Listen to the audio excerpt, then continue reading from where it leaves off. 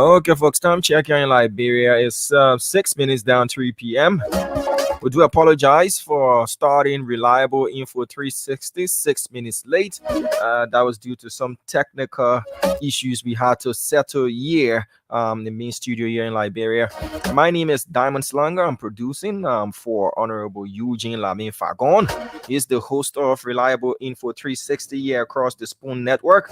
This show is live on Spoon 107.5 FM, Super 95.5 FM, as well as Fabric 101.1 FM in Liberia, and other stations that are relaying us across the world in Liberia as well. We have other stations that are relaying this show across parts of the country, and other television stations, online stations that are relaying this show as well to their various audiences across the world. So let me now bring on Honorable Eugene Lamin Fagon. He's set and ready to present to you another sizzling edition of Reliable Info 360. So before you proceed, you're hearing a song in the background, right? Let me play the beat for you to listen to the beat a bit. Yeah, Honorable Fagon.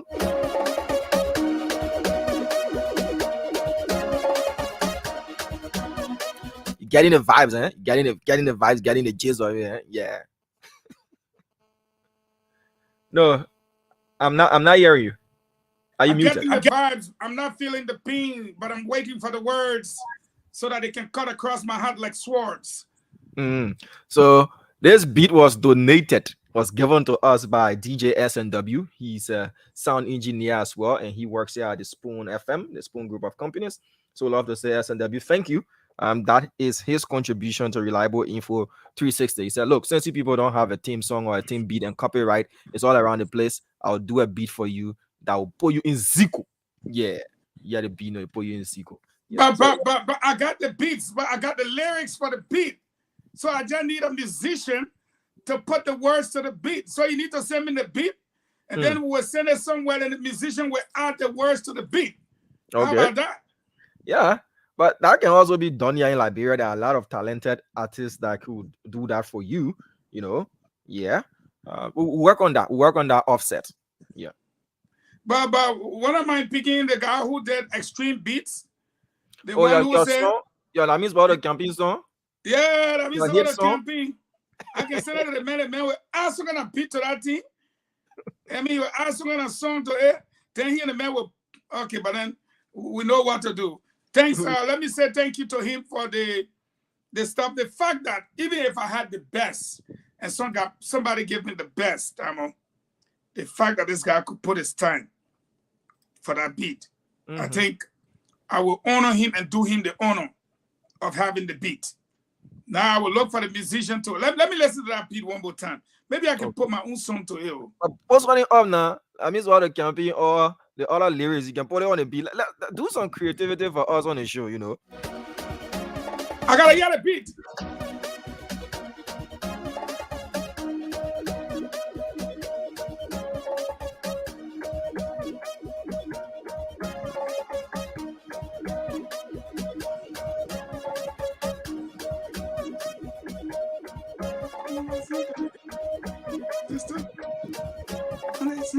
You know, it sounds like you're calling somebody. You know what I mean? It sounds like you're calling somebody. Sister, come listen to it. Brother, come listen to it. Brother, you know the beat is going. So you're calling people, Mama, come listen to it. I gotta find a musician because because you gotta come listen to it. You know what I'm saying? You can be listening to Reliable Info 360. Yeah, come listen to it. Mama, come listen to it. Because if you listen to it, you will never get it. It will go in DC, and facts will be subtracted and other things will be added, and you don't get the proper reliable info. So 360 all the way around 360. Yeah. But bring that chorus in small mo now. Yeah, bring that chorus in small mo. Give me the beat.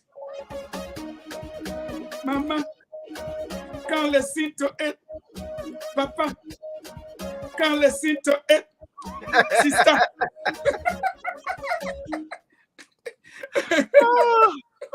So if you ever thought Lamis Bottle campaign was a fluke, you didn't show you then that you got a skill set. I got too much skills in me. Try imagine the beat. And that's, I can tell you now, you go in the nightclub now, all you were here, Mama, can't listen to it. Papa, can't listen to it. This election season, we got a lot of things to do. But today, it's going to be a special day. Sure. We're calling on our partners, the U.S. Embassy. We have an alert for you. Every day you say we want us to fight corruption, and we will start by giving you alerts. If you don't find it to be true, no problem. If you find it to be true, then what happens? Truth of the matter is, we're here to serve the Liberian people. Dama, thank you for welcoming me. Let me say good afternoon, good evening, and good morning, wherever you are. As a Liberian citizen, whether you are in the diaspora or back home, we'd like to start by greeting you all in Lofa, Bong, Nimba, Grand Crew, Grand Jidet, River Says River G, Maryland, Sino, Margibi, Grand Bassa, Montserrado, Bonnie, Cape Mount, and Bapolu. Wherever you find yourself, if I leave out your county, that means you're not listening to me. But I'll call on Lofa, and I'll say good afternoon to all of you.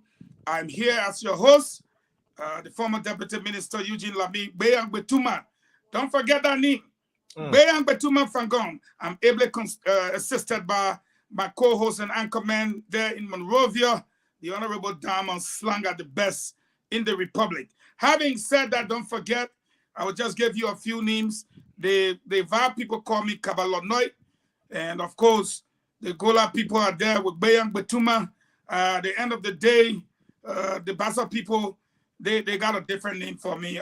They call me Drum Bomb Pembi. I'm the small hole. I'm the small hole under your oil drum. Pay attention to me in the night. Because if you don't, in the morning when you wake up, you will see me scatter. All around. The Pella people call me Kakakolo. I look just like Roche, but don't underestimate my power. I am brown. I got my feather. I got my hand. Everything look like Roche. But if you fool yourself, you swallow me, I will stand in your throat and begin to ask you questions. And just like chicken, you will answer me until my heart satisfied. And that's why they call me Kakakolo. Diamond, let me go back over to you. The names are so many for me. The crown people call me Monkuso. I am the wicked devil. You bring me to town, I will do wickedness. You leave me in the bush, I will do wickedness. But the way you will beat my drum, that the dancing I will be doing until you yourself know that I can't do wickedness. Damo, what do we have on your plate to serve our people today? Yeah, we have a lot to serve. But we firstly want to say happy Eid. Eid Hada, if I got it right. if I got the pronunciation right. Today, our Islamic brothers, our Muslim brothers, are celebrating a significant holiday on their Islamic calendar. So we want to say happy Eid to them as well. Have a lot of friends from that particular religious, background, and I want to wish all of them a happy celebration. Cow meat passing all around playing freestyle. Yeah. But we have a lot to talk about on the show. You This get your own? I guess on you. I guess Nobody on can you. call me. No, nobody can call me, yo. Yo. Abdullah Kiatama and fake for you, Abdullah Yeah. Kiatama. I'll tell Nobody you can where he call me. small hat. He talk about 2 cow, family care, 2 cow. How much cow he care? Then I hear saying nothing he said the man gave enough cow meat. Somebody need to call Abdullah Kiatama and tell him, man, we're not playing fun here. And I'm for dress on and saying now over there. I worked with him for 3 years. Ministry of Information. He eat all the cow meat, nothing can answer. We got problem, man. When I protest for cow meat, we'll leave it as it is. Yeah. So I saw a beautiful video from Mecca. As our Liberian pilgrims were going around. Doing. Is it the Kaaba? It's called the Kaaba. Going around the Kaaba The also. Kaaba, yeah. Yeah. It's Going the around. holy shrine, the Kaaba. Yes. So they were going around and they wore white, with the Liberian flag at the back. Though they went through a lot of tussles and hustles to depart from Liberia, but it was a beautiful sight to behold. And I'm praying that Allah will answer all of their prayers and supplications as well. Aside from that, the House of Representatives voted unanimously on Tuesday to invite East International to come and answer questions as to why they shouldn't be held in contempt. After Montserrado County District 6 Representative Samuel Enders, Honorable, had reported that East International is allegedly selling a truckload of debris from the RIA road project that they're doing for 125 to 175 United States dollars per truckload. Jesus is a capital son. You can't be serious. Yeah. So he complained them on 2 counts. Count number 1 is the alleged sale of debris at the price of 125 to 175 by operators of East International. And he also complained. I saw that complaint on his Facebook page, I think about a month or so ago, where he talked about the over speeding, the way trucks belonging to East International, have been found over speeding on that particular road. The road is not already good right now. At this point, I had a drive on the road yesterday. It's bumpy because they've done the crush rack base and all of that. They've done the compacting, but as it rains, you see small potholes popping up here and there, so it becomes bumpy along the way as they're doing the first course of the asphalt pavement there. Yeah, so they've invited East on a number of occasions, and the company has snubbed them. Now they're saying, look, you cannot disrespect. God forbid, Diamond. That you think you talking so? Yeah. The company has snubbed them on a number of occasions. So now the House voted unanimously to hold them on contempt, charge that they now found in contempt against the House of Representatives. But the question is, why would a company or even any official of government, that's not just limited to East International. We've seen this on many occasions that government officials and others will be cited by the House of Representatives and they will not show up. And if they do, some partisans will do something to save them from being held in contempt, either to pay 5,000 United States dollars or to be sent to jail. But the key question is, when I read this article and I listened to Representative Enders speak, and then when they voted, it brought to my mind what sort of respect do we have for our legislature in this country? There is in no way Congress is going to summon you, or the House of Representatives is going to summon you in the US or in any other country for that matter that we follow to some extent, and you snub them, not just on to even snub them once, to snub Congress like that is not an easy thing. Then to snub them more than once, where on the scale of respect do these foreign companies and even members of the government themselves hold the House of Representatives? We've seen this happen on numerous occasions. We also saw what happened in the chambers of the Senate, where the Maritime Commissioner and the Finance Minister just went and took the Senate pro tem, took him outside, thereby disrupting the session the peaceful proceeding of the session, taking the pro tem out. Can you walk to the Supreme Court and just grab the Chief Justice from on her bench and take her out of the chambers of the Honorable Supreme Court of the Republic of Liberia? Can you do that? Can you? So then, where is the respect? Where is the respect? So East has refused to honor the summons, the invite. They've refused on numerous occasions, and they've said to the House of Representatives, y'all go sit down somewhere. When we can't, we'll talk a song and away. Yeah. No Paku business. The House is saying no Paku business this time around. No Paku business. So in other news, before you go to other news, they voted unanimously to some of them. Have they come? No. When are they expected to appear? Thursday. They're supposed to appear on Thursday, but if they do not, they've already been held in contempt. But there's some of them for what? To show cause why they failed to appear. Some of them they can show cause why they failed to appear on numerous occasions and why they shouldn't be held in contempt. It's like you tell the child, say, don't pass to the road. And you there. You're standing right there. And the child passes that particular road once. You're looking at the child. You say, don't pass there again. Then the child passes that route the second time, the third time, the fourth time. Then you say, can't explain to me why, you decided to not listen to what I told you, and you passed that road. It doesn't need explanation that this child does not respect what you're saying. After four failed attempts, do you need, a rocket scientist to come and tell you that, look, this person, either they're doing it directly or they're being influenced and induced by someone else not to appear. They don't value your authority. They don't respect your authority. Because even if they cannot appear for whatever reason, there should be communication to that effect as to why.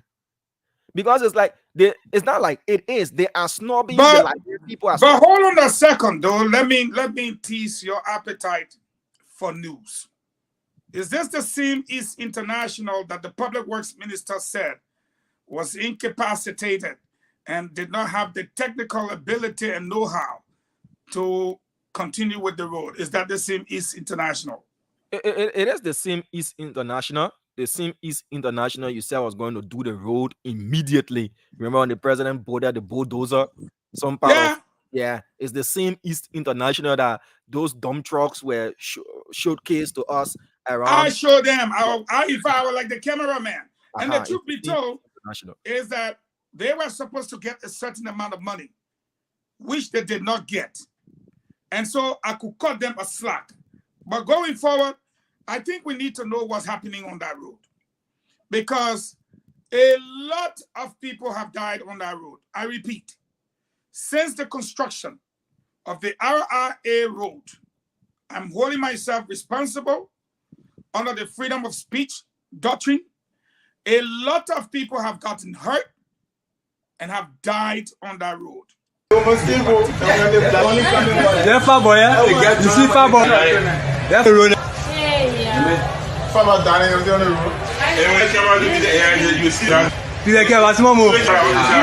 Discretion is advised. Would like to advise zero discretion is advised. And like we're saying, a lot of people have died on that road, including at one point where 7 persons died, including a police officer in the line of duty. He died serving his country as a result of a road work that had no signs, nothing to tell people when to cut their speed, what speed they can go by, what they can do, and what they cannot do, how slow they can go, nothing. Detour, nothing. A lot of people have died, including. So viewer discretion is advised as we show you this video one more time on that road that took 7 lives.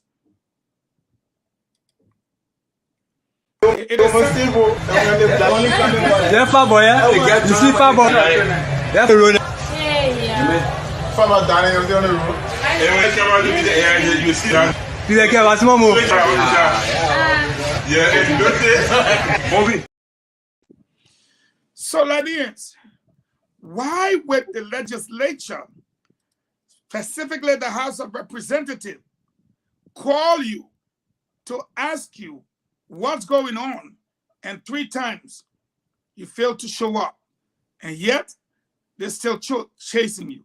What else do you have on your plate before we continue, Damo? Yeah, just to end on this whole East International versus the House of Representatives and this contempt, charge. So it's the company's action is in direct violation to Rule 4 of the House of Representatives rule.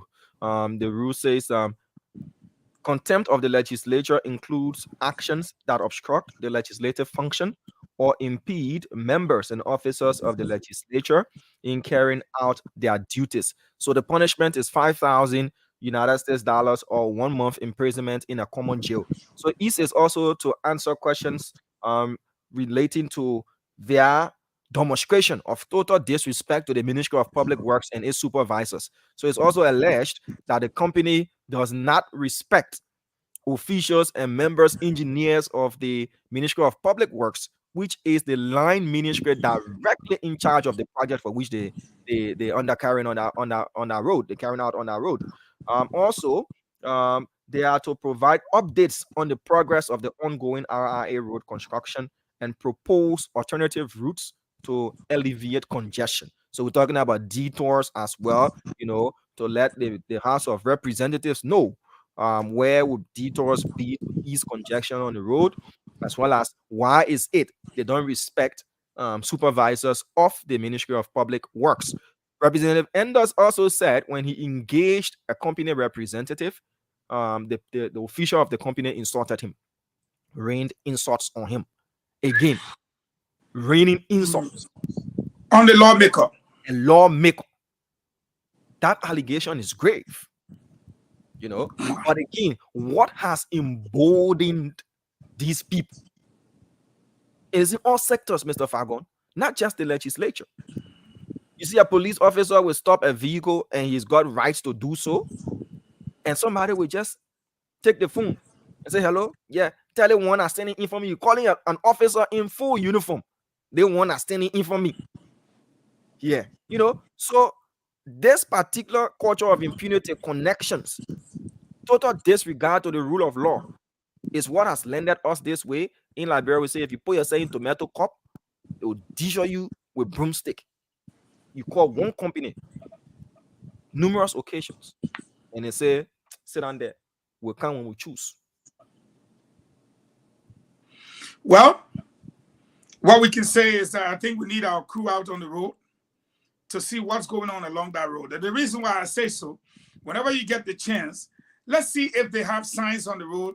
Let's see if they have speed breaker. Let's see if they have their acts together on the road, other than just one big dish on the side, then they're selling the asphalt, the old asphalt, to people who want to follow the swamp. I mean, what kind of stuff is that? Yeah, you got places to follow up along the road. It is a sad story. But we will go into detail on that. What do we have? Yeah, so we heard and we did see published by some dailies and other platforms that alleged or reported that the vice standard bearer to Honorable Joseph Human Boyka, that Senator Jeremiah Pankun, was denied U.S. visa. That was some report out there in the media, in the space. So he has come out to deny outrightly, debunk any such statement, that he has never applied for American visa since 2019 when he last visited the U.S. So he said it's nonsensical, it's false, and it's misleading. That's from Senator Jeremiah Pankun. That is all a distraction.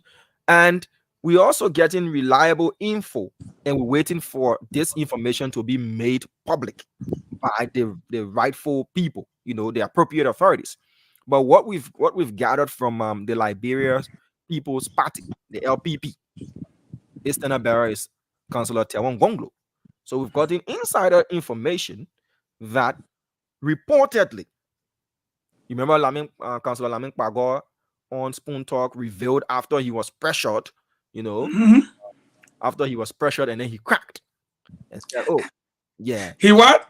He was pressured. You pressured the man at night. After he was pressured, he what? He cracked. Yeah. He let the information out of the bag Yeah, because he cracked. that was a way he thought he could have, reduced the tension by saying, yeah, we believe in vice presidents. We have our vice presidential candidate now, and we'll then be unveiling or naming this person early July. So what we've gathered from insider sources is that the speculation about the running mate is one Dr. Emmanuel Ure Yakpawolo.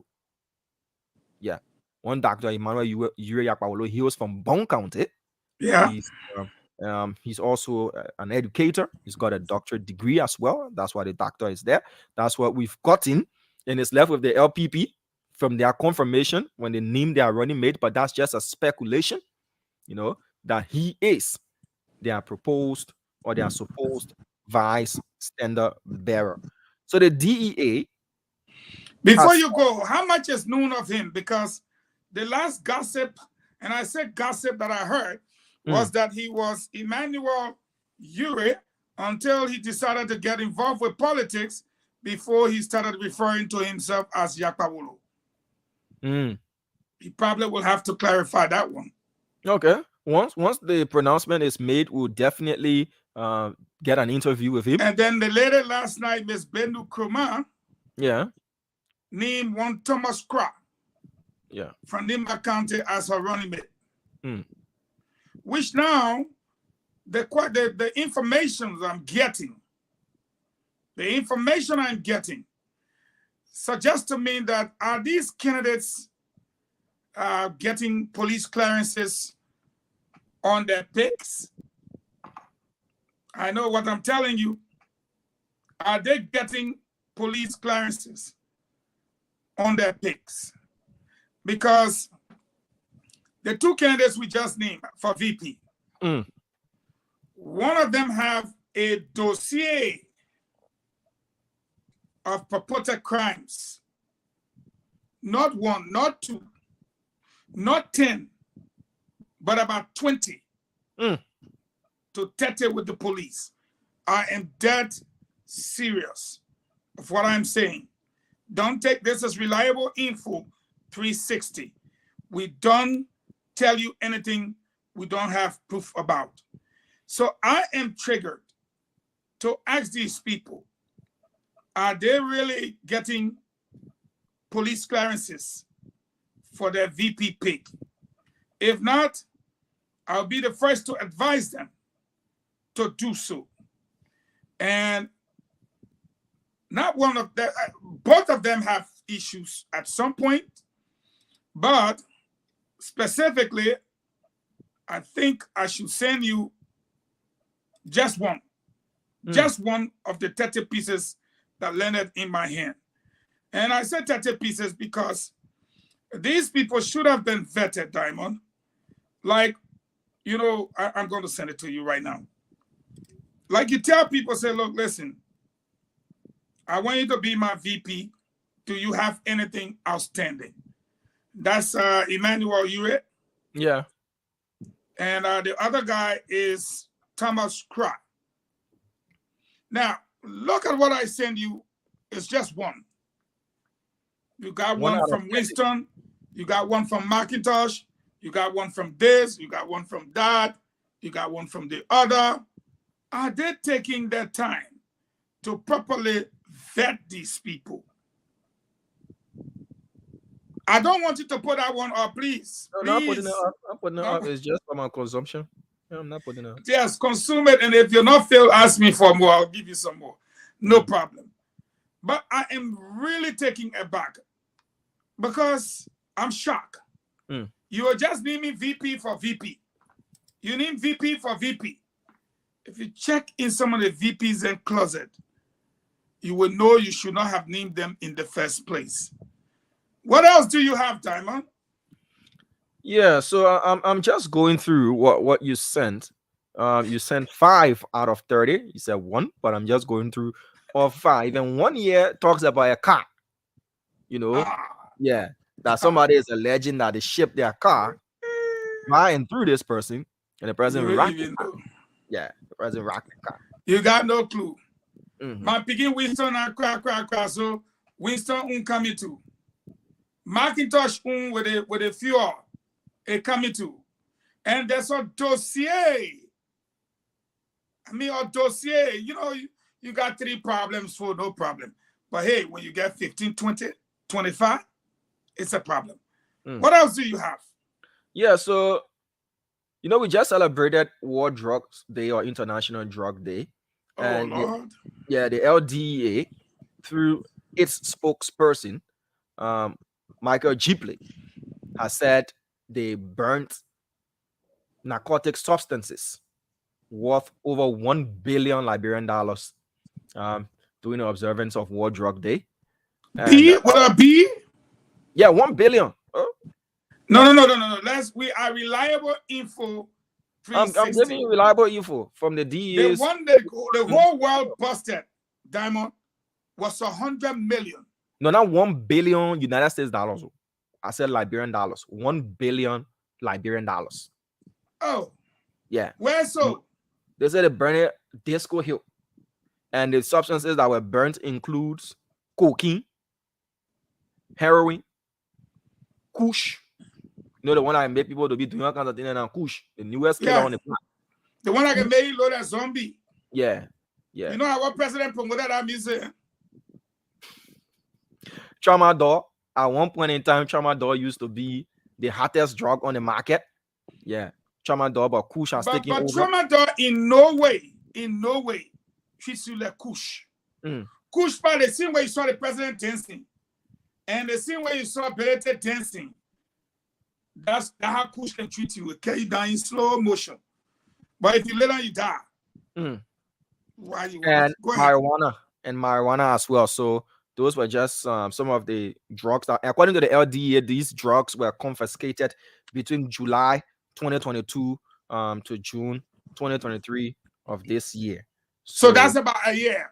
Yeah, that's about a year. They were able to. In 1 year, you confiscated over $1 billion worth of drugs. Over $1 billion worth of drugs in 1 year, Liberian dollar. So, what about the ones that snuck through you didn't catch? So, I mean, just think about it that way. Because by math, then that means the $100 million worth of drugs that were chicken play. But I don't know if you took the video I sent you. The one from Grange there? Yeah, and cut at least 3 of those speakers. Yeah, I see it. Did you? Yeah, I see it. Okay, before you play it, let's set the stage for it. In that video, you will hear that the guys are saying the $1.5 million worth of drugs that were left behind by this guy's predecessor went missing. They could not account for it. So he came and said he wanted to burn drugs. The people of Ganjida said, we ain't got a problem. That's what we want, but we want to see it. Damon, if you play the 3 tapes, you will see. All of them demanded they wanted to see the drugs. And at the end of the day, the DEA refused. But he admitted that the 1.5 million was not among the drugs that he wanted to burn. The question then was, where is it? Where's the drugs? And I would just like for you to show the video before you come in. Trust, we don't want it. All the drugs that you're going today, your opinion will see with our bare eyes. I think it will be a privilege for me to see the kush to us today. If I cannot see kush, it will not be point. If I cannot see marijuana, it will not be point. So every drug that you're going today, we want to see it with our bare eyes. Thank you. That's the first one of the civil society.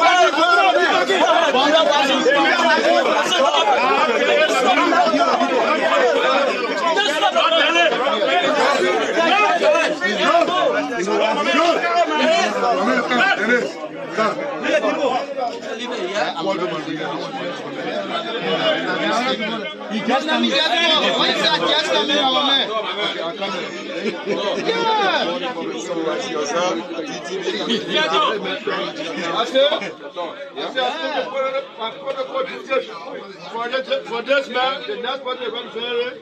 The man will come, don't worry. All right.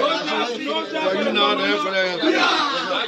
okay, thank you very much. I'm Fairton Wisdom Gay, a representative from the student community and an illustrious son of Grand Gila County. Let me use the opportunistic occasion to firstly appreciate the Labrador DEA Grand Gila detachment. But my disappointment is when I heard on radio or hear from the columns of Grand Gila County that the resident commander said he has no idea on the 1.5 million dollar worth of value of jobs that were left behind to him. The first thing I want you to understand that government is continuity. So anytime that somebody is living in, to even reach that far, we saw on the various social media who were present when the 1.5 million worth that are jobs were turned over to your honorable office. The first thing is that you say you don't have an idea of it, meaning that you are shooting yourself in the leg. Because we expect you, so now you are taking office, to have all necessary documents. This is what we have turning over. So you will account for the 1.5 million dollar worth of jobs that were left behind by your predecessors. One. And secondly, we are seeing a lot of jobs outlined on a particular paper. We want to know that whether all of those jobs that were arrested, whether there's an account of individuals that imported those jobs, whether how many of them, and when were they arrested, whether you have all of the accounts, so you make a report to us here for us to understand. And lastly, we want you to beg your indulgence, because as we understand.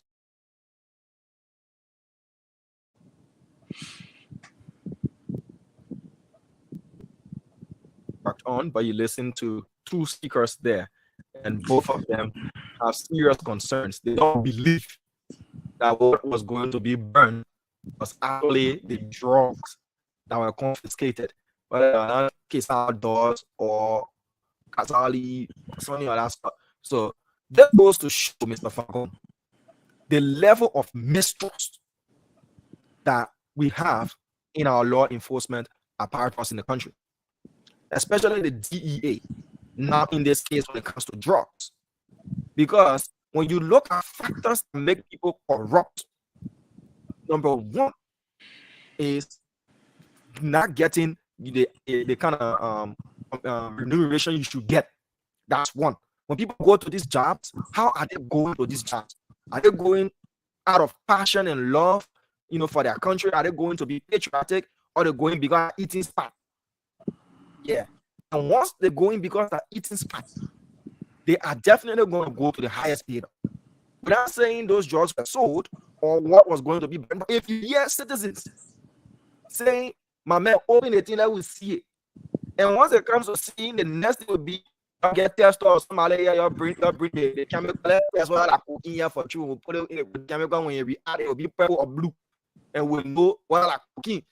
There would have been a lot of questions to follow. This tells you the level of mistrust and how corrupt citizens perceive those who are supposed to implement the law to be. That's just where I start. Well, there are three things that happen over there. I wish the internet was great enough for us to show the third speaker. The third speaker was very robust. He broke it down. You came to the people asked you, all they put in abroad, they planted drugs. Where they at? They were nowhere to be found. Nowhere to be found. Then they asked him, all three of the speakers said, you admitted to the first 1.5 million that you got from your predecessor. Where is it? We want to separate it from the one before we point it. This list that you have given us, we see it all. But you can't leave it in bag and point it. You must open it so we can see it. And they couldn't do it. They couldn't do it.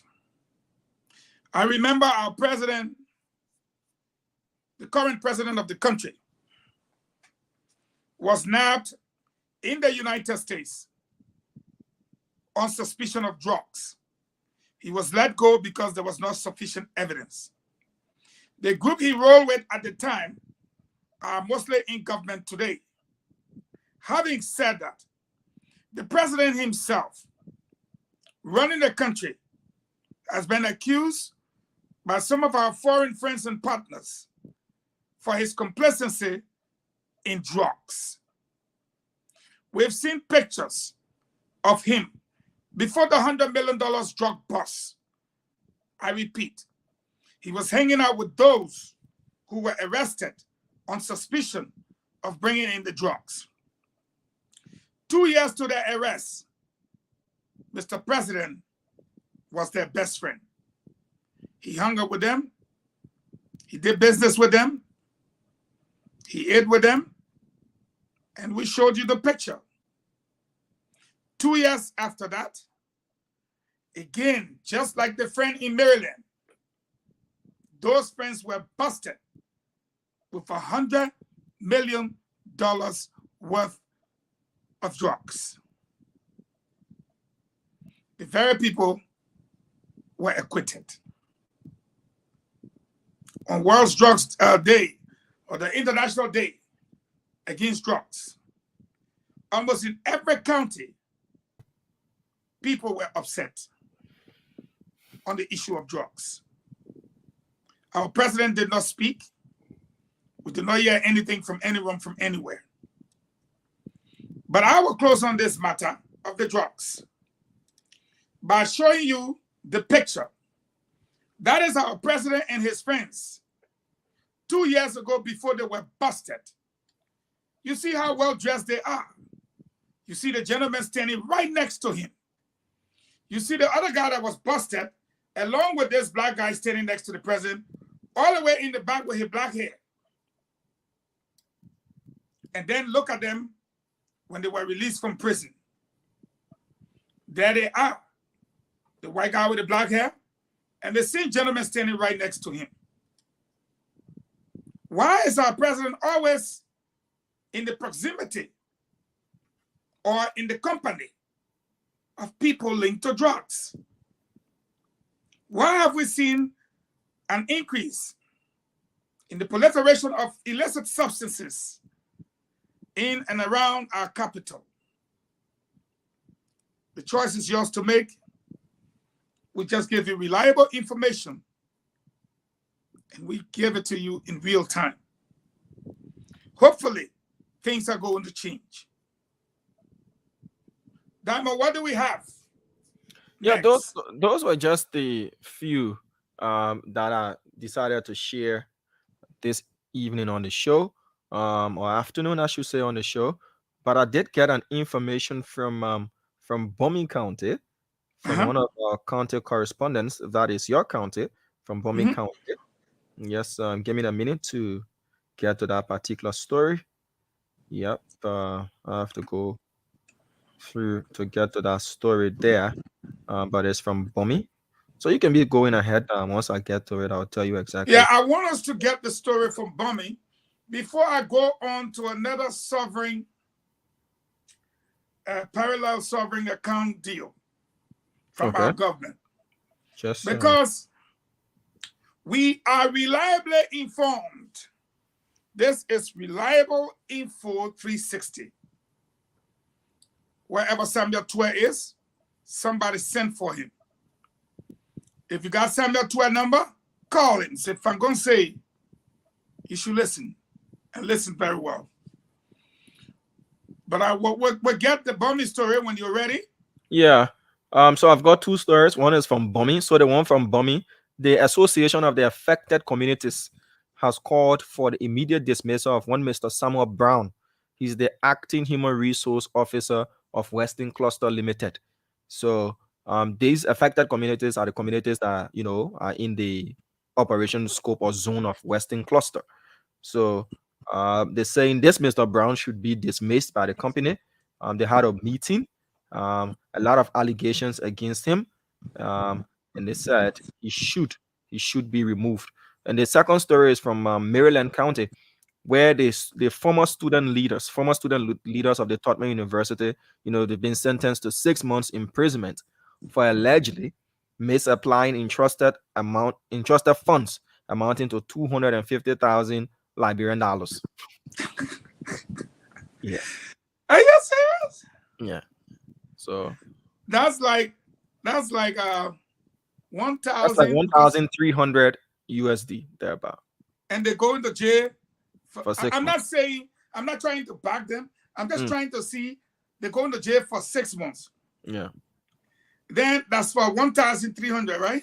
yeah, for 1,300. So Edwin Snow, Kessler Murray, Samuel Twer, what my man name, Molwa Gray, all the people that waived the 14 million trickedly in a very funny way. Then how many years they will go to jail for? Or maybe let's see if we caught somebody recently that stole some kind of money. The latest people, how many years they will go to jail for? 300, 400 years? I mean, because you want to discipline people. You want it to serve as a deterrent so that others don't make that same mistake. But here we have 1.3 billion that were placed on top of the 800 million, which now accounts for about 2.2 to 2.3 billion in debt with nothing to show for it. You're putting those students in jail for 6 months. I agree. But you will need to calculate that. So if for 1,250, you are going to jail for 6 months, then the people in million that what do you think? Because So 1,000 million, no, they can't count us again. They have to die and we have to clean their graves for them to serve the remaining sentence in purgatory.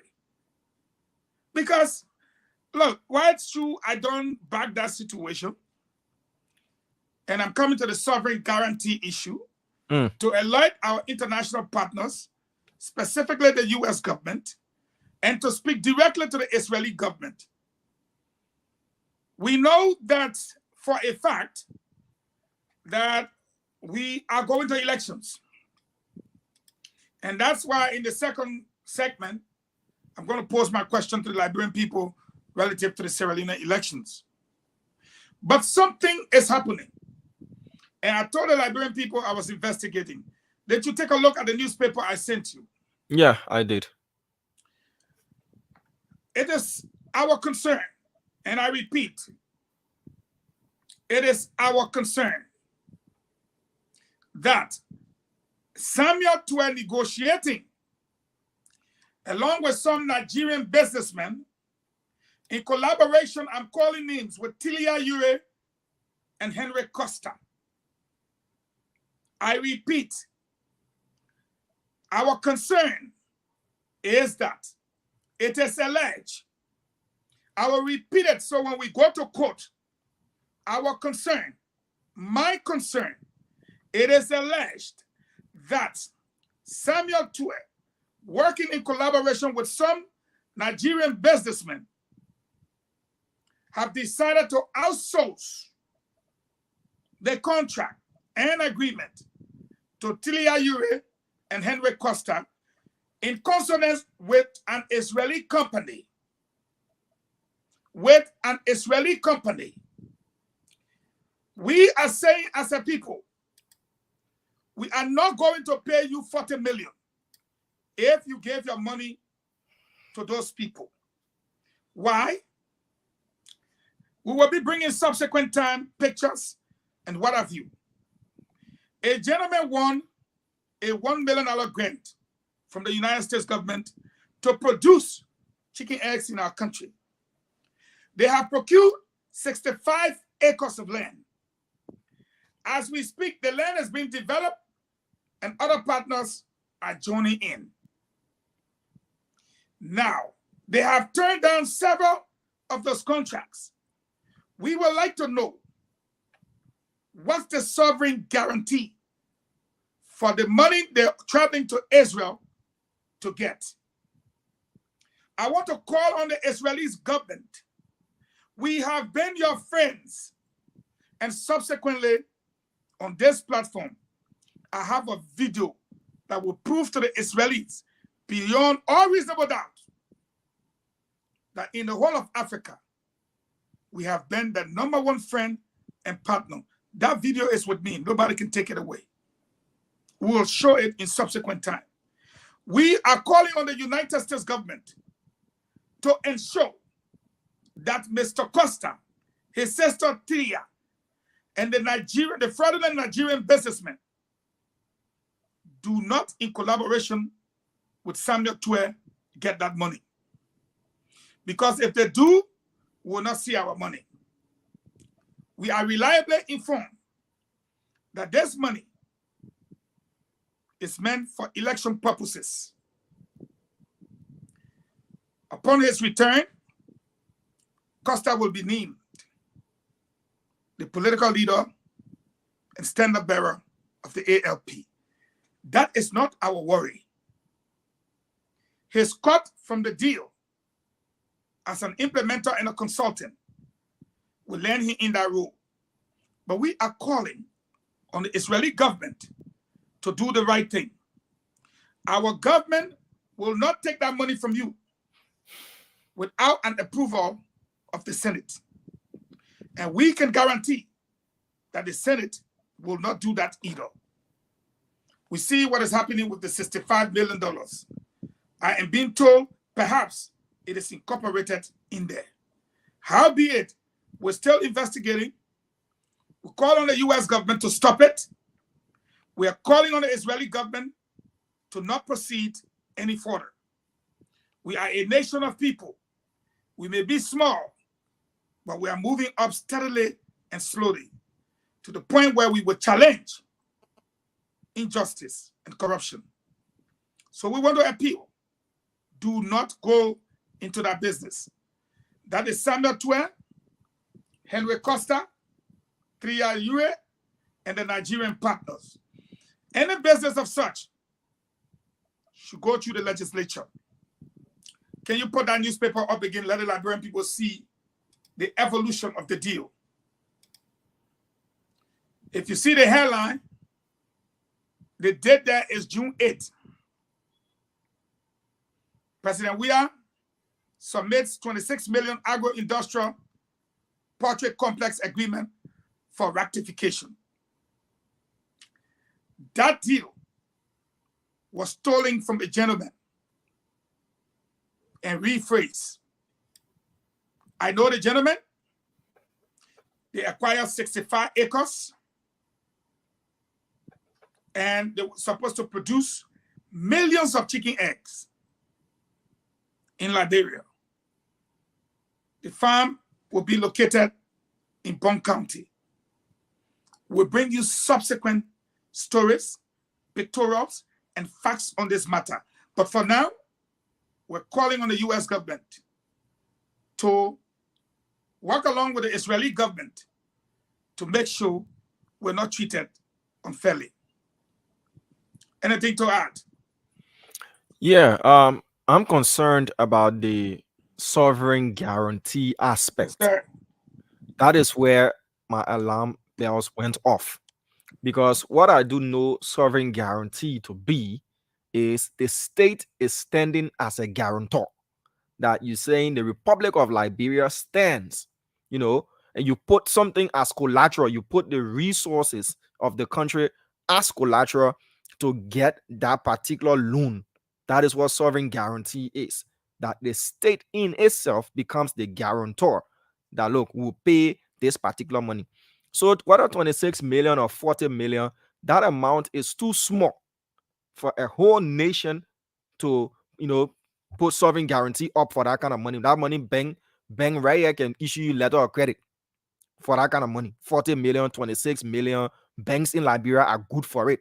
So to say you put sovereign guarantee, that is where my concern, comes from. That why is it so important, and why is it that whoever it is that's going to give you this money is saying we do not trust the Republic of Liberia to repay this money, so we need sovereign guarantee to secure that money? Then that is my concern, because for a nation to put sovereign guarantee out, we're talking about billions and billions of dollars. That is where sovereign guarantee comes in. Because if you look at the resources that we have as a country, the entire country, to say we stand for 26 million, okay, we put the resources of Liberia, we put our reserve, we put whatever assets that we have as a country on the line for 40 million or 26 million, that is alarming. Yeah, that is just my part in this whole issue, Mr. Fagon. Because sovereign guarantee, we should be using sovereign guarantee to get billions of dollars to develop our country in a way that will be on a mega scale. That's where sovereign guarantee comes in, for the magnitude of the money. But now for 26 million, banks here can issue you letter of credit for 26 million, 40 million, 100 million. Some banks can even give you letter of credit for 200 million. They're good for it. If the branch in Liberia is not good for it, their external branches or their international headquarters is good for it. So sovereign guarantee, that's my concern. But here is the thing. Why would Samuel Twe wants to do it? Why would he even think of doing a deal like that? Why are they sketching and hiding things from the Liberian people? Such an amount of money is no joke. But you would take Tria and her brother to go to negotiate in Nigeria and to Israel for such an amount of money. He was in Liberia recently trying to register the company through whose bank account the money should be paid. Come on. Nobody should take our country for a joke. And Mr. President knows about this. And I know my Ellen, her friend is Benjamin Netanyahu. Benjamin Netanyahu. We're calling on my Ellen. Don't let this play out. Because my Ellen, we know you want forehead in the susu.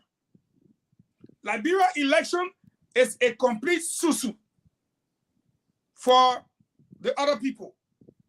And that is, you got George Weah, you got Kumis, you got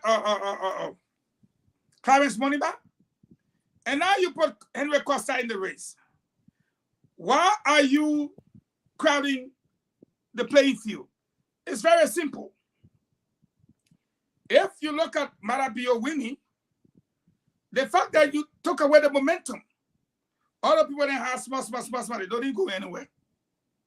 But in the case of Liberia, I guarantee you it will not work.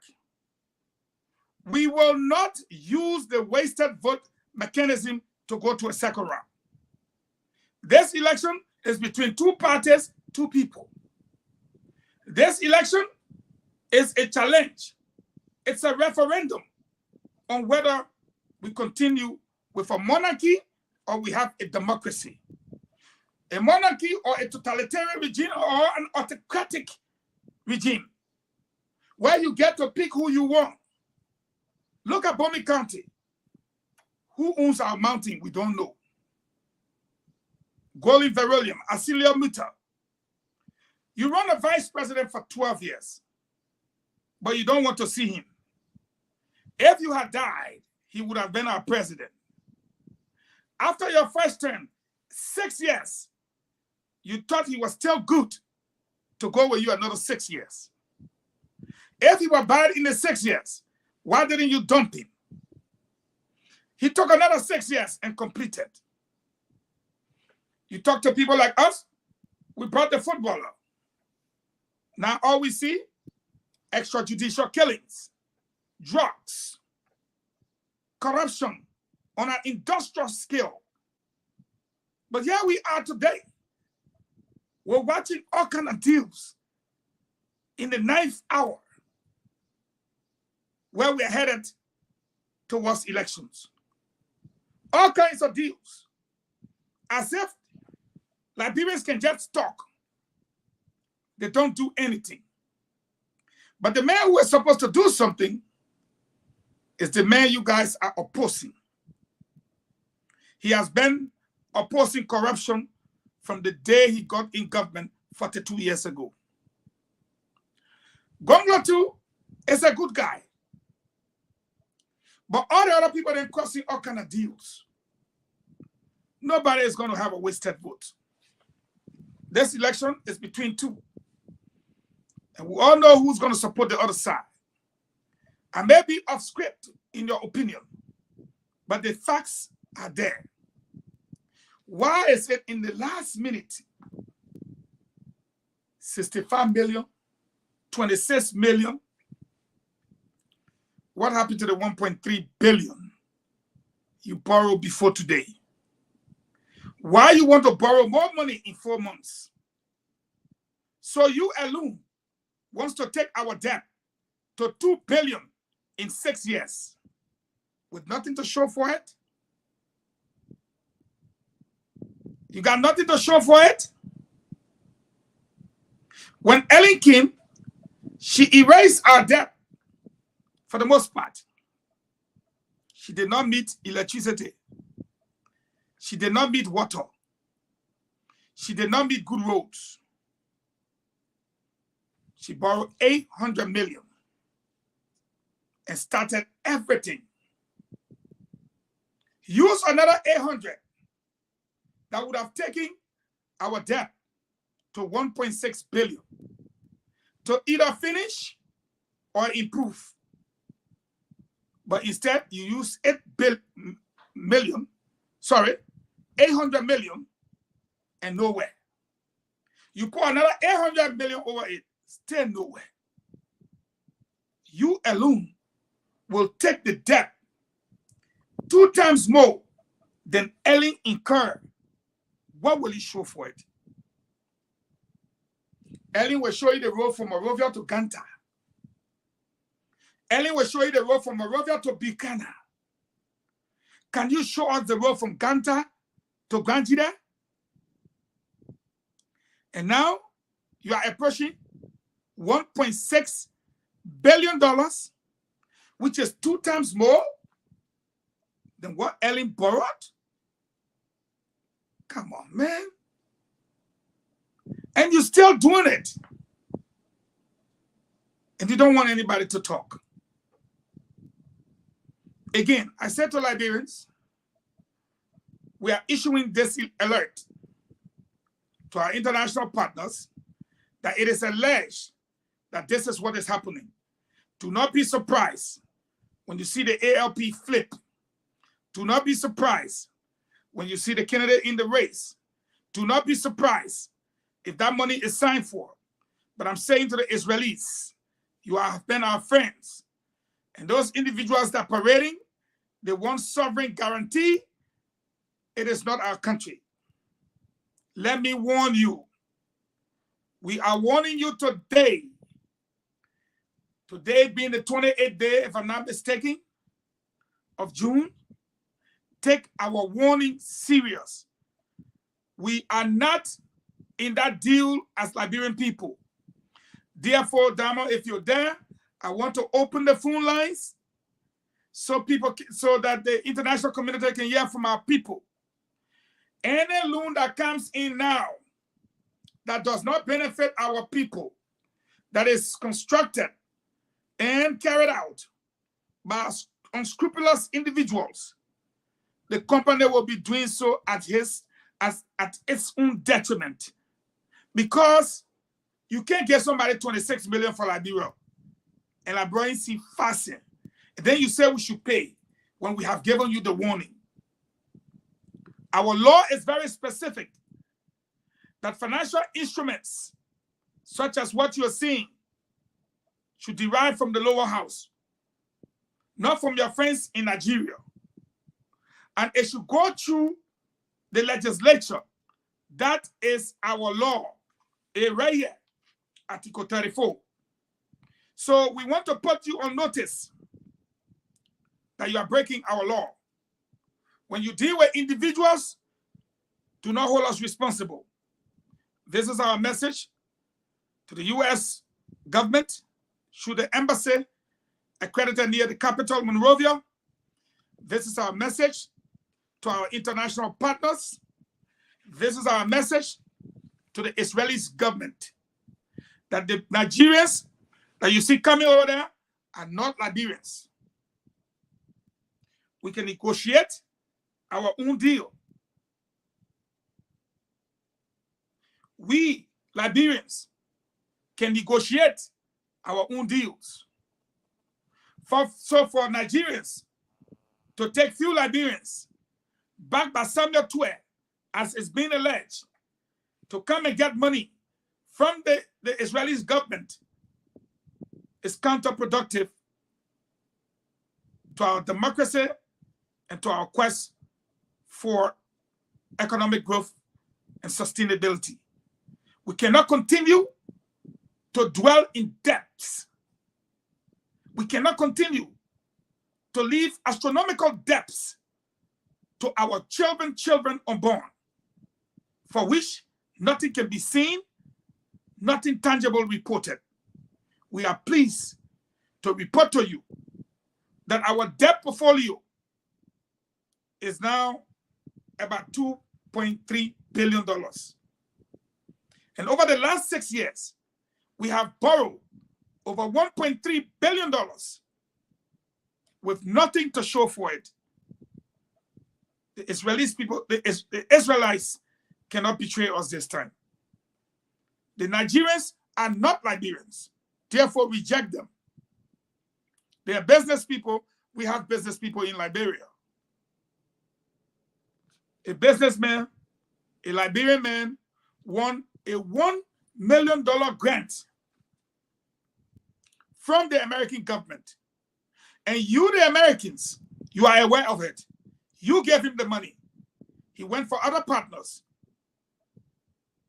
It was the same man that could source that money for the purpose of feeding our country. But because Twe wanted a bad, corrupt deal, he decided not to support this man. He went ahead with the Nigerians. But you, the Americans, believing in this man, have given him the grant. He procured the land, and he's about to proceed. Tell your counterparts, the Israelites, the Israelis, that we will not be buried in debt.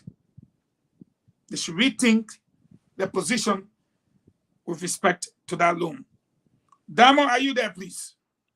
Yeah, I'm right here. I'm right here, about to go to the phone lines. Let's go to the phone line. Just a quick question as well. Listening to the narrative, then it becomes the question: this deal, is it a company to do business with the Israeli government, and the Israeli government needs a sovereign guarantee to be able to outsource or send this money, that okay, if anything goes wrong, if it's not implemented well, then Liberia as a country, is going to pay? Is it the government that is standing the bond for this company, or yes, the government that is brokering the deal between Israel? So it's a bilateral agreement, or it's more of a corporate to state agreement, but the other state that is to give out the money does not trust the credibility of this particular company, as if they're good for it. And hence the government of Liberia is saying, okay, we put our hands up. We're saying, yeah, we'll give you sovereign guarantee that you can give them the 26 million. And if they don't pay your money, the government of Liberia is going to repay you this money as well. That's where, I got caught, and I want to get clarity on that as well. It's one of those things where sometimes you hear the U.S. government have given the Liberian government $112 million in aid package. But the money will be channeled through who? USAID. And USAID and the rest. The money will be channeled through USAID. That's why Costa came to register all the things they few days, and I'm warning them. Yes, the Israeli government wants to help us in the area of poultry, fisheries, and agribusiness, as you see. So, which group now? You see USAID. will the money be passed through? And that's what Samuel took it through the back door with the Nigerians and those people. And that's why we are warning the Israeli government. Don't do anything in secret. Article 34R states that all revenue bills, whether subsidies, charges, inputs, duties, or taxes, and any other financial bills shall originate in the House of Representatives. And if you look on the newspaper, you will see that he sent it there. But the Senate may propose or concur with amendments as on other bills. No other financial charge shall be established, fixed, laid, or levied on any individual, community, or locality under any pretext whatsoever, except by the express consent of the individual, community, locality. In all such cases, a true and correct amount of funds collected shall be made to the community or locality. Then it goes on all the way down to 2. Here, right here. To 3. And I'm going to read it in quote. Hear me and hear me well. No loans. I'm quoting. 34:3. 34D3. No loans shall be raised by the government on behalf of the Republic or guarantees given. And you heard about the sovereign guarantee? You heard about the sovereign guarantee. So I'm quoting again. No loans shall be raised, and number 1, by the government on behalf of the Republic or guarantees given for any public institution or authority otherwise than by or under the authority of a legislative enactment. You see the law? You see the law? I'm going to read it again so you can hear it. I will read it again. Because that's what they are doing right now. Going to Israel, taking the money, passing it through Nigerian people, letting them eat Costa hand to come run for Sunny. It is alleged. It should remain alleged, yo. It should remain a rumor. It should remain all those things I'm hearing. Because Article 34D3 states, and I quote, no loans shall be raised by the government on behalf of the Republic or guarantees, as in the case of a sovereign guarantee, given for any public institution or authority otherwise than by or under the authority of a legislative enactment. To my Israeli family, this is the law. If you get your money to those Nigerians and they carry it, oil, may you not come follow us for money. We're not taking any money from anybody in the next 3 months. It's just clear and precise. So today, my focus is drawn to these allegations, these rumors that I know for the most part, most of them, in my thought, I know it's true.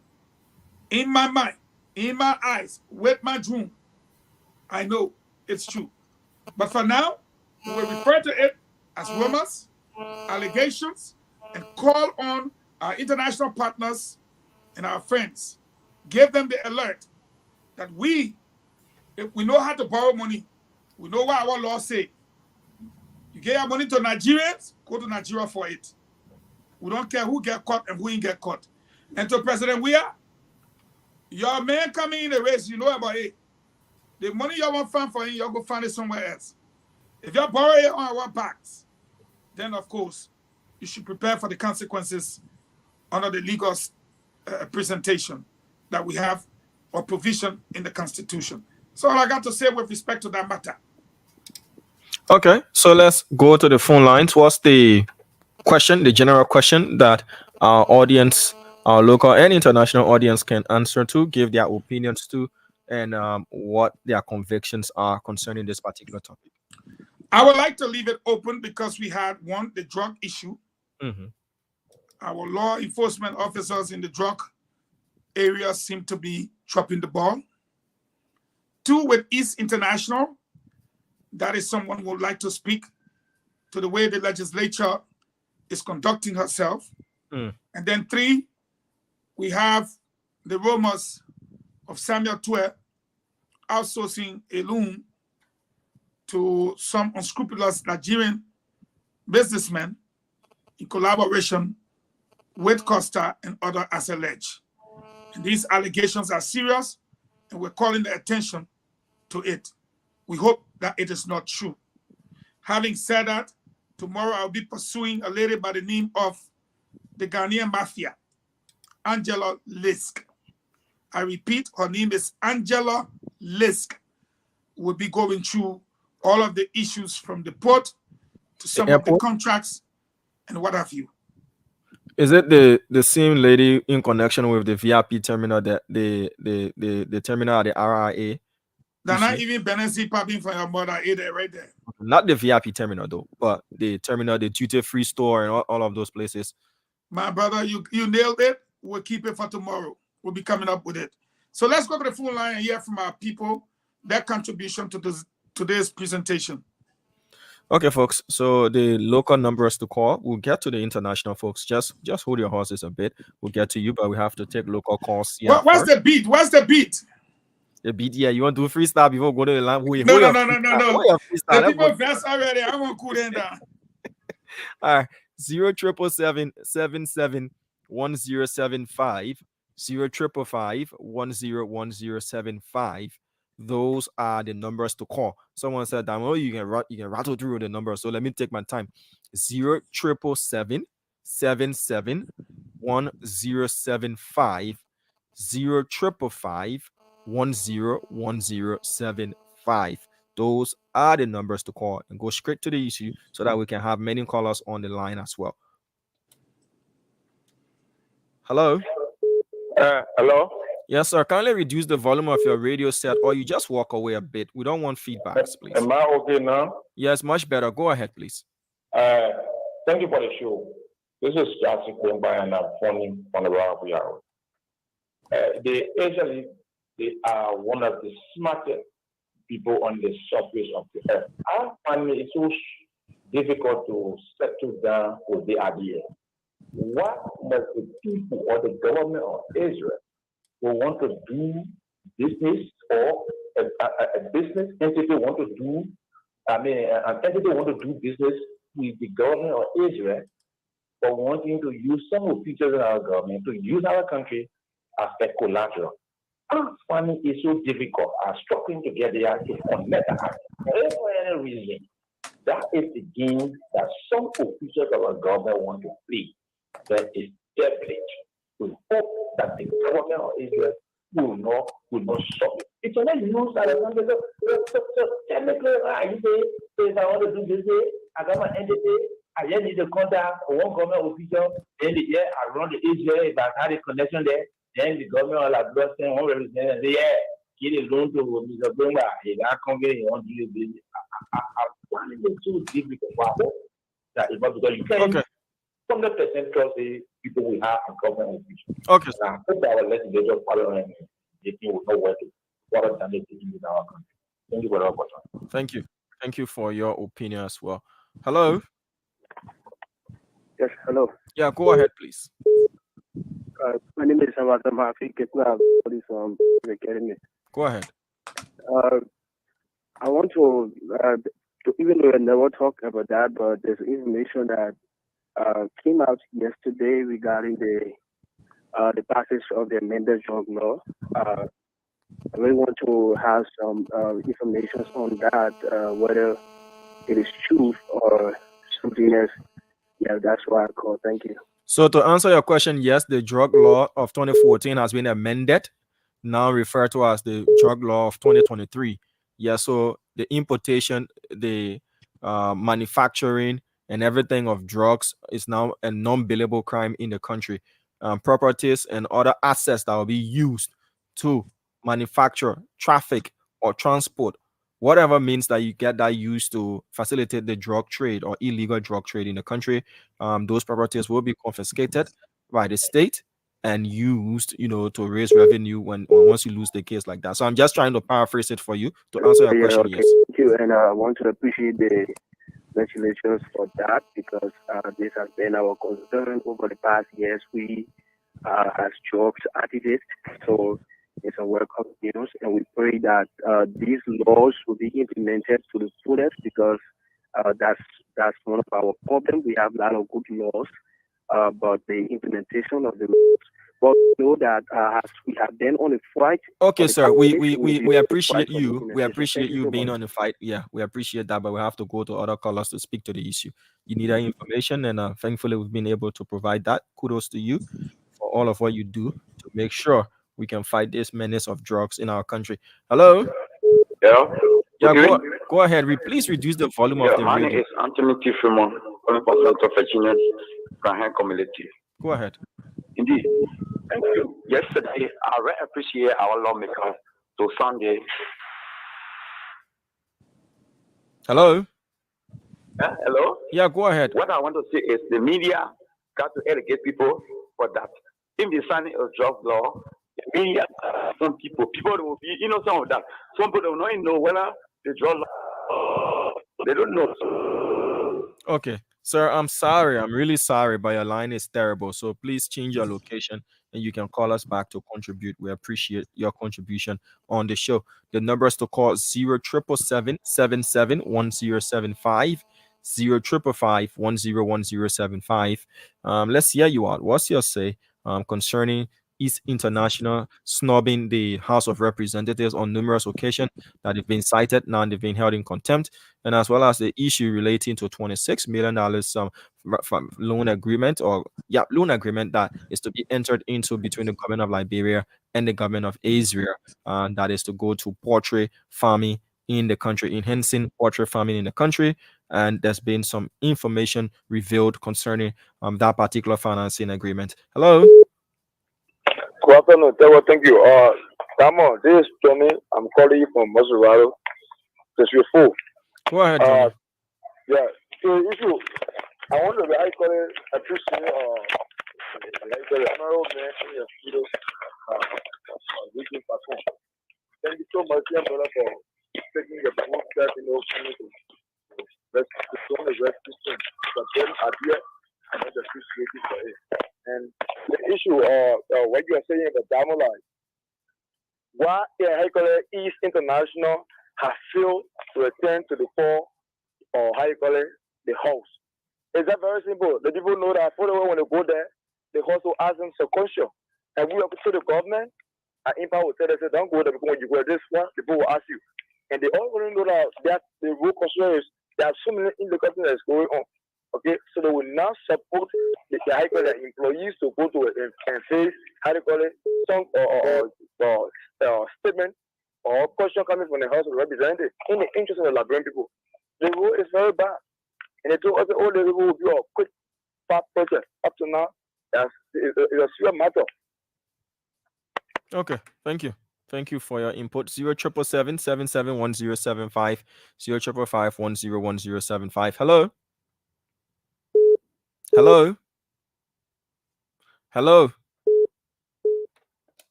Hello. Good evening. Yes, go ahead, please. Thank you. Thank you for having me on. And let me appreciate you.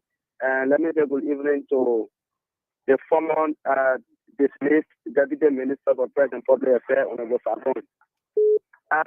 My name is Andrew Moses. And I joined a conversation from my District 13 resident. You know, Honorable Fagon always raises debate that he can sustain. The last time I checked, Honorable Fagon was raising the issue of a Western cluster, how to get someone and ship in the port. They're going to make sure they're going to file a lawsuit. The ship will not get all the water. Up to now, we are not getting any update, Honorable Fagon, on that. On that issue. So the issue, sir. Another issue about the Israel. If you want, you can pause it. Let me get him update right now. To conclude, Honorable Fagon is not more Liberian than anyone. I listened to him mentioning Henry Costa. It is Henry Costa's right to contest when he meets the constitutional requirement So don't sit on the platform and make it to look that.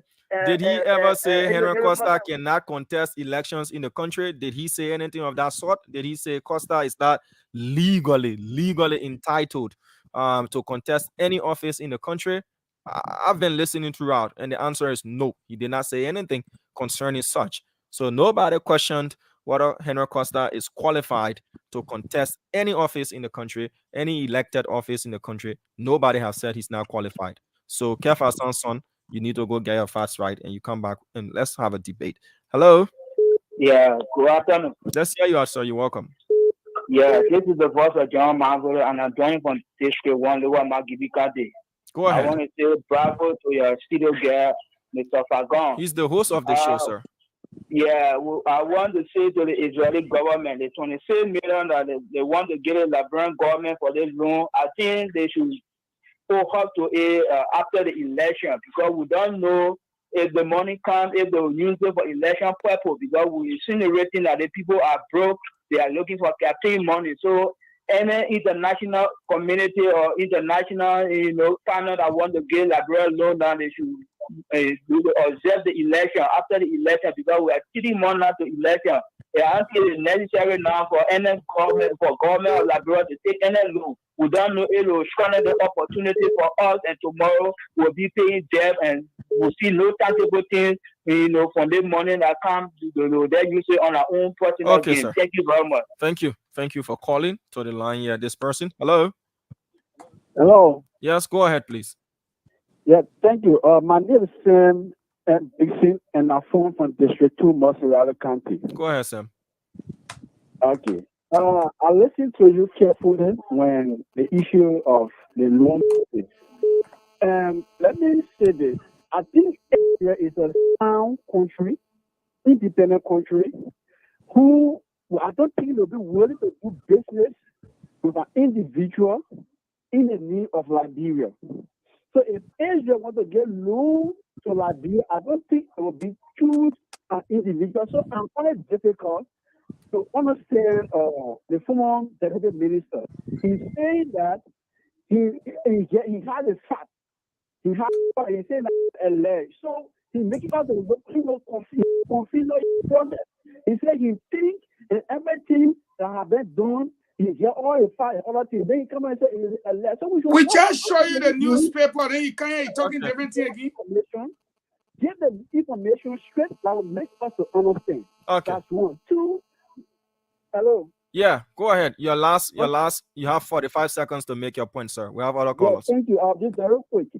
Lastly, it's how the issue with Mr. Costa. Liberia is an independent constitution. We are secular states, and our constitution doesn't anybody from contesting. So when Costa decided to contest in the AFP, he's saying now, they want to bring a loan to give Henry Costa to register. No, my friend, we're not against the ARP. We're saying don't give the loan for that purpose. Thank you. What problem? Thank you. So, Mr. Fagon, I give you the time now to address some of these callers, their concerns, and some issues you want to respond to. Then we can go to the international number and take callers on WhatsApp and get back to the local lines to do part 2 of the show. Let me say to some of the people who call, it will be unfair for me to judge them as my CDC friends, all of them. But like the guy who say he care for some picking, who's going to tell you that somebody can contest? You can see that you have almost 36 political parties. I want you to understand something. We are talking about the money. And it is alleged that the money is going to be used for that purpose. We are not against him running. We already know who they're running and where they're running to. We're talking about the money. The money. Now, the second gentleman said, Fagon shouldn't come up and tell us it is alleged. I just show you newspaper. We show you the date on the newspaper was June 8th. We show you that the amount was 26 million. And y'all can come with a CDC hat on. So instead of listening, you want to attack. It is not about Mr. Costa as a candidate. It is about the criminal nature of what has happened. You cannot use Nigerians to go get the people money, give what they want to give to Costa and Twe, and then come back to us to pay. I read the Constitution. The Constitution was very clear. Article 34, D3. And you are coming here to tell me something completely different. If you come up to talk about this money. Should we be taking that loan in the first place? And who are those taking the money? Is it coming to the government or it going to individuals? What are the terms and conditions of the loan? Why do we have Nigerians involved? You saw the newspaper. And Damo, before you go to the WhatsApp again, you will please put the newspaper up. I'm going to read again. Article 34, D3.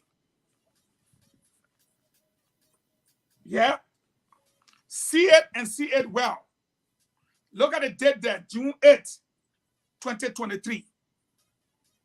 And we know that the first guy that went after this was denied. But the U.S. government, you see it?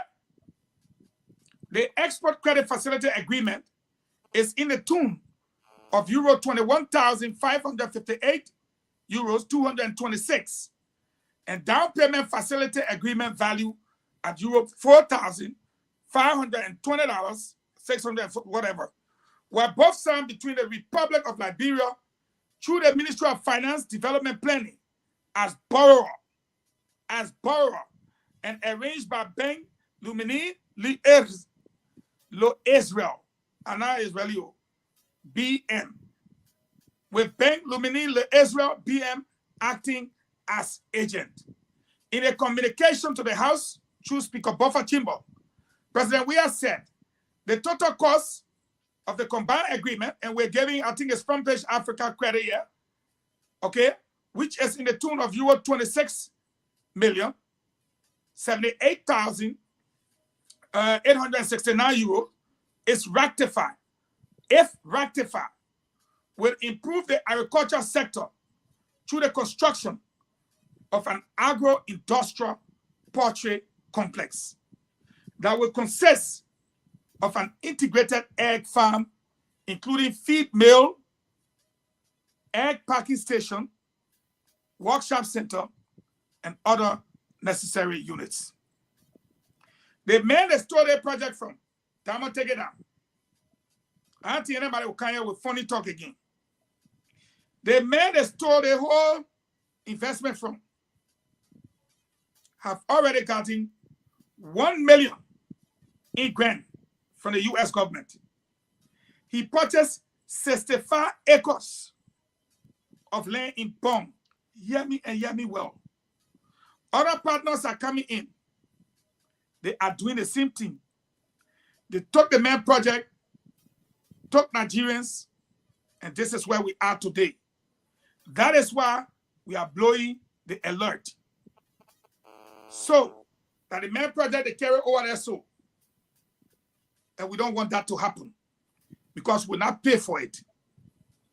The U.S. government, I repeat, have given this man $1 million in grant. He got some other partners. They have bought the land, 65 acres. In the coming days, I'll be revealing more. Divisions, y'all want to come again? Y'all come again. Let's go to the WhatsApp thing. Thank you, Damo. Okay, so the WhatsApp number is pinned on the screen for our online viewers. You can call the WhatsApp number there to have your say on Reliable Info 360. We have time to take your calls, so please do call. And the Constitution is very clear. Article 34, D3. Quote, I'm reading it. No loan shall be raised by the government on behalf of the Republic or guarantees given for any public institution or authority otherwise than by or under the authority of a legislative enactment. That is the law. Here is your constitution. Case closed. Okay, let's take this person on the WhatsApp line. Hello. I'm okay. Please go ahead. Please be audible for us, please.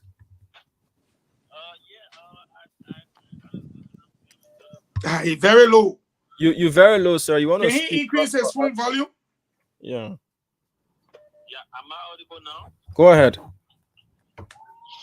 Yeah, all the information there is very authentic. Costa will be in Nigeria tomorrow. Check that deal between it was set up by Summer Tour and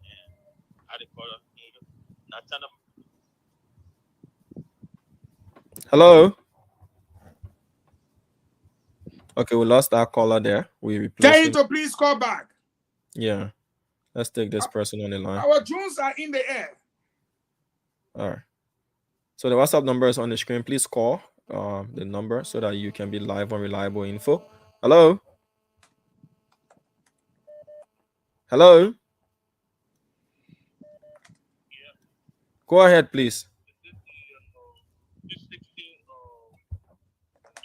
Yeah, this is Reliable Info 360. Please go ahead. It's very low. It's very low. Let's increase our phone volume and use the amplifier.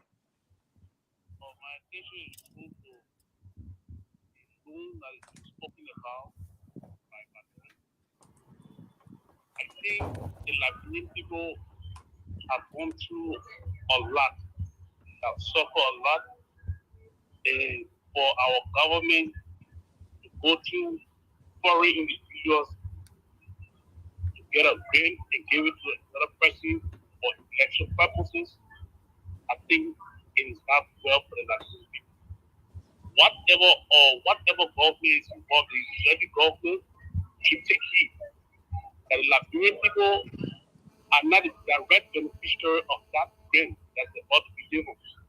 And so, whatever money they intend to give, when they're giving it, they will be doing it at their own detriment. Liberian people have suffered a lot.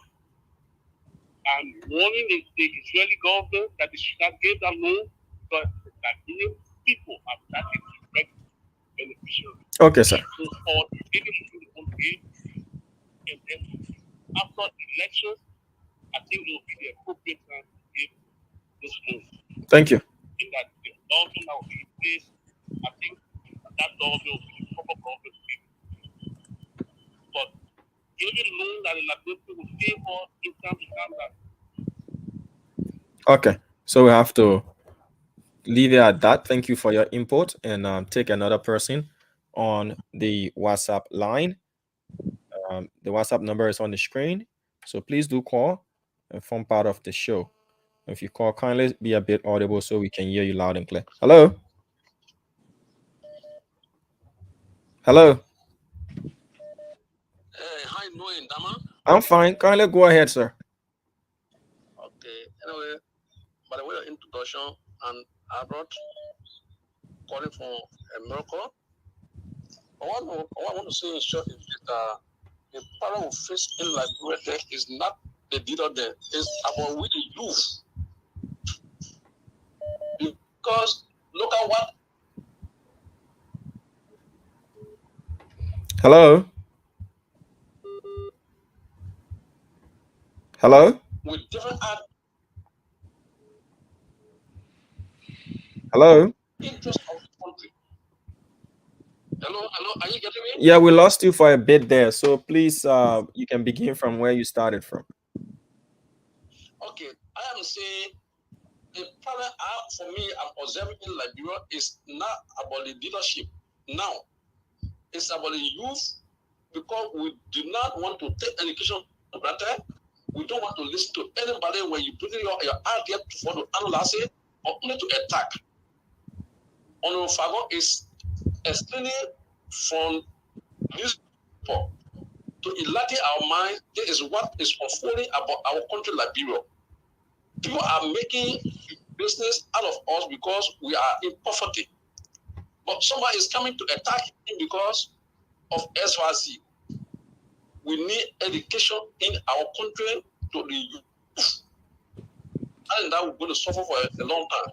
Okay, sir. Because we are not willing to learn. We are not willing to even understand or to analyze or just to attack somebody. Okay, sir. Thank you. So let's take this person here on the line. Hello. Hello.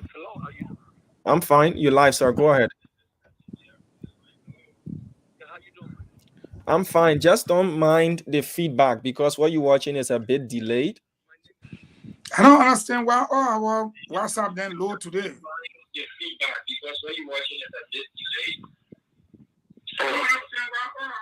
Hello?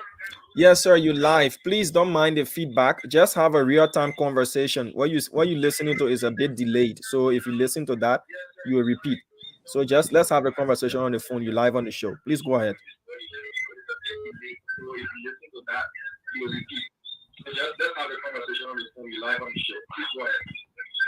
All right, my name is Alfonso. I would just like to admonish you guys for what you guys are doing on the Spoon Network.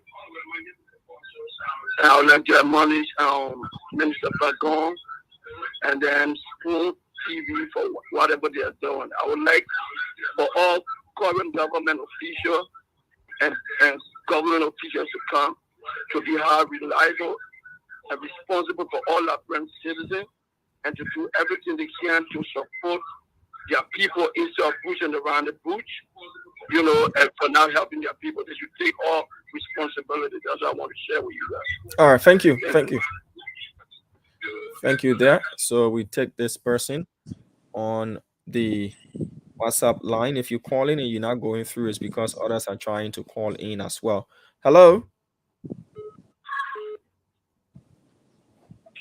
Hello, you live. Please go ahead.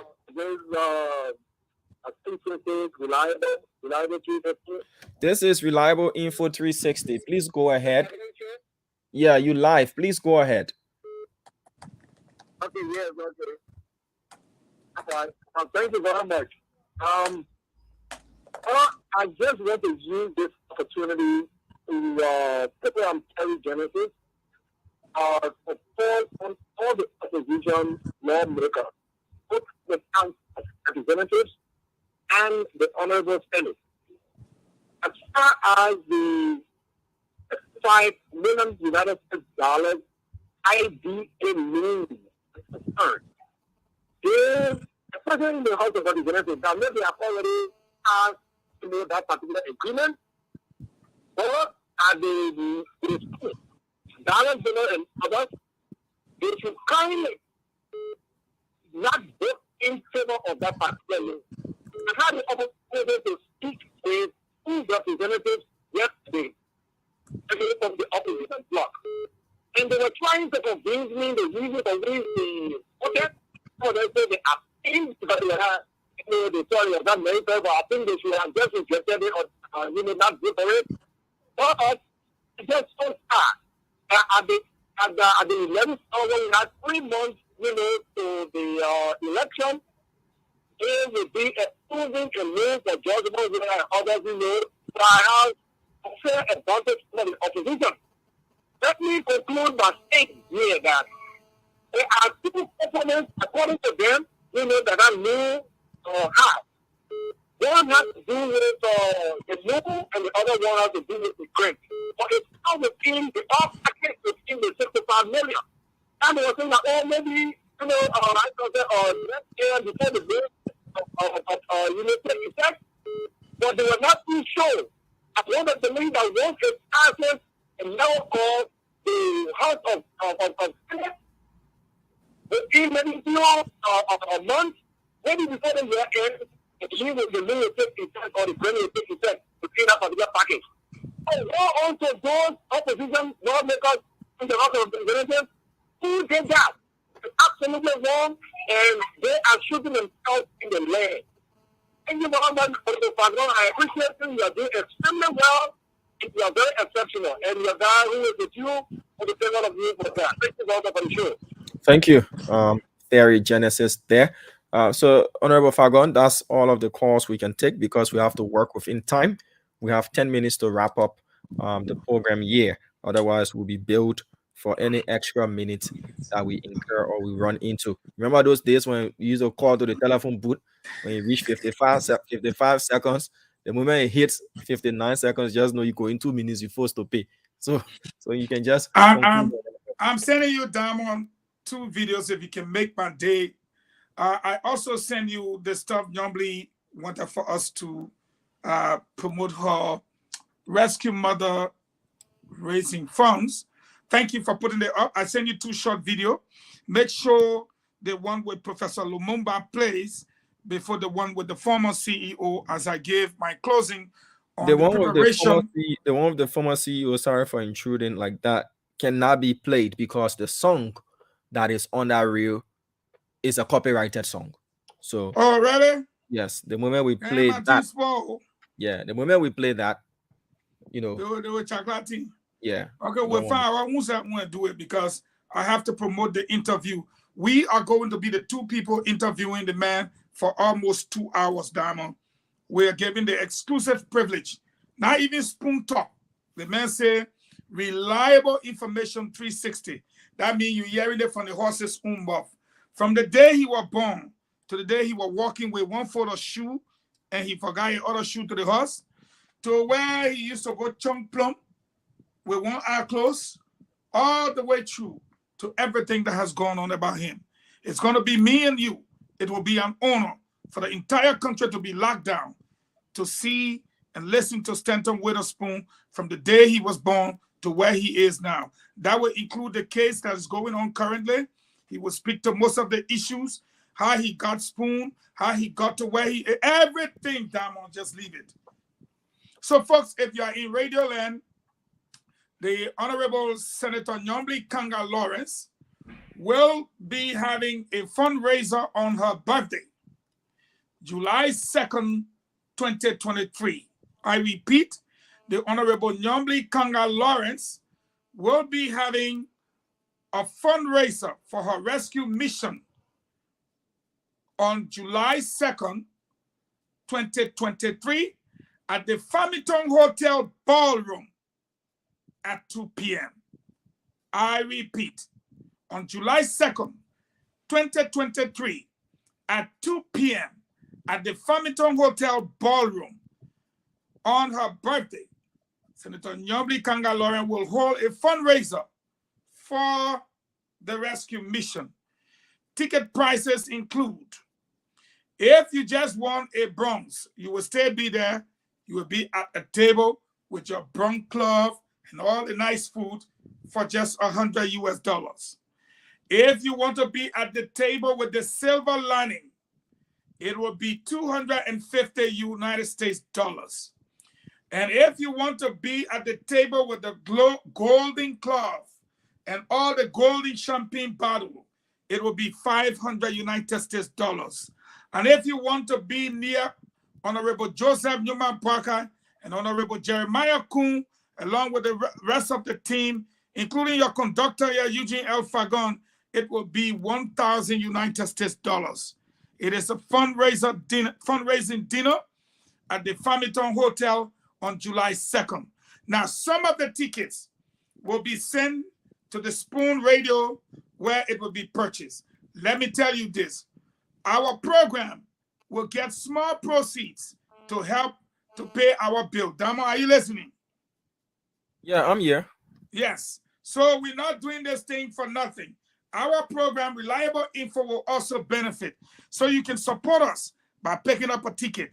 And there are some of you who will say, you know, I'm a businessman. I can't do whatsoever. Listen, you are going to send, if you are buying a platinum for 1,000 US, you will send your name, your business card. It will be recorded in a secret book. And we'll get your ticket, and then you can give it to somebody to go to the dinner. We don't care. What we need is to raise the fund, according to Nyombli, and to also raise fund for our program right here on Reliable Info 360. Again, when you buy a ticket, small will come to Damo to buy a scratch card, to pay the station, and to do something for our program. For me, I quit to eat Gary. I don't want to, but I want Damo to be able to do the work that he's been asked to do by the Liberian people. So we're promoting this dinner. If you are a businessman, a politician, and you want to be seated around the table, it's a platinum table. It's going to be there with Joseph Newman Parker, Honorable Jeremiah Kuhn, and Senator Nyombi Kanga Lawrence, along with a host of other senators. All the senators there, they pay $1,000 day long. What's his name from NPP? James Barney. What's her name? Botokane. All these people, you want to rub shoulder, it's 1,000 United States dollars for the platinum. But you'll be closer to the platinum, so don't worry. You can still pay 500 United States dollars and you'll be close. Pay 250, you will still be able to talk to them. 100 USD. But what happens there? They will raise money for the rescue mission, and we will also raise a little bit there through their kind gesture to us for our program. Diamond, I sent you a video, and that video has to tell the Liberian people the thought process about us out there. I want us to close on time, but I would like for you to proceed to play the video so that they can hear how a man like Pierre Lumumba feels about our country. I used to say that African politicians were thieves. Then I went to Uganda and I was told that they are not thieves, they are looters. And when I went to Liberia last week, I was told they are not looters. I was told they are looters on an industrial scale. That is the logical metamorphosis of the African politician whose appetite for public wealth is completely insatiable. Gamo, you gotta play that thing one more time for me. One more time, because I know you yourself. You can't believe me. The song in the background is a copyright. Okay, song. when they say insatiable, you can cut it off. The song is running through the whole thing. Yeah. But the thing, the how you call it in TikTok. So why you do that? It's the man speaking. I used to say that African politicians were thieves. Then I went to Uganda and I was told that they are not thieves, they are looters. And when I went to Liberia last week, I was told they are not looters. I was told they are looters on an industrial scale.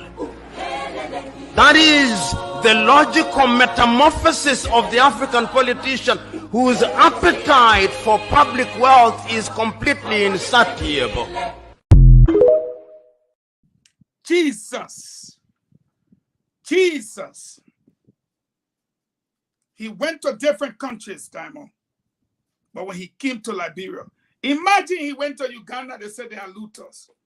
But when he went to Liberia last week, they said they are looters on an industrial scale. You know what that means? That looting is not the right word. They are looters on an industrial scale. 4 months to elections. You want 26 million. You want 40 million from the other people. Then you send 65 million. Patrick Lumumba. They are looters on an industrial scale. If you are perceived as a country to be the oldest independent nation and to have people looking at you, but more importantly, at your government, the American congressmen refer to our government as a bunch of kleptocrats. Now, a renowned African statesman says that our government is nothing loaded. It's nothing but a bunch of looters on an industrial scale. The American government in totality refer to them as the most corrupt, that they're involved in extrajudicial killings and what have you. Folks, I leave you with the fact that I make no apology.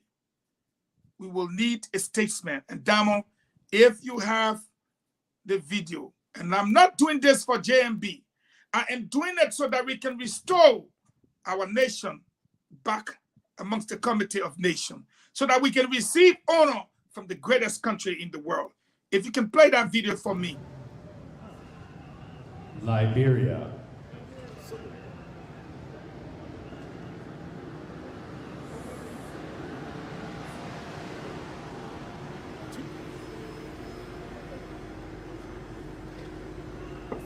His Excellency Joseph Numa Boakai Sr., Vice President of the Republic of Liberia.